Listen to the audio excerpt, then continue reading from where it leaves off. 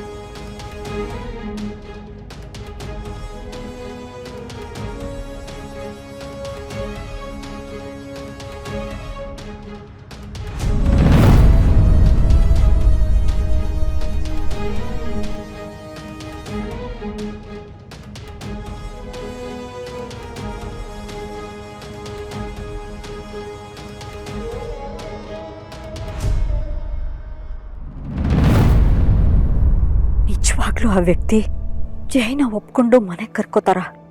ಅದು ಯಾವತ್ತಿಗೂ ಸಾಧ್ಯ ಇಲ್ಲ. ಹಾಗಾದ್ರೆ ನನ್ನ ಮಗಳು ನನಗೆ ಸಿಗೋದಿಲ್ವಾ? ಅವಳನ್ನ ನೋಡೋದಕ್ಕಾಗೋದಿಲ್ವಾ? ಯಾಕೆ ಯಾಕೆ ಅಪ್ಪ ಅನ್ನಿಸ್ಕೊಂಡಿರೋ ಆ ವ್ಯಕ್ತಿ ನನ್ನ ಜೀವನದಲ್ಲಿ ಇಷ್ಟೆಲ್ಲ ಆಟಾಡ್ತಾ ಇದ್ದಾರೆ? ಬಾಯಿ ತುಂಬ ಗೊಂಬೆ ಗೊಂಬೆ ಅಂತ ಕರೆದು ನನ್ನ ಜೀವ ಇಲ್ಲದೆ ಇರೋ ಬೊಂಬೆಯಾಗಿ ಮಾಡಿದ್ದಾರೆ.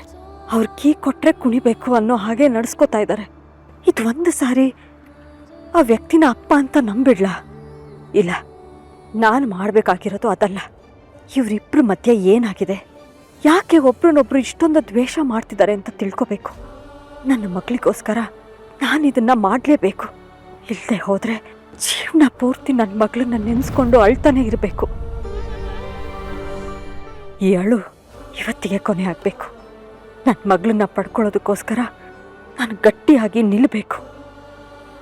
ಈಗ ಹೋಗಿ ಅವರನ್ನೇ ಪ್ರಶ್ನೆ ಮಾಡ್ತೀನಿ.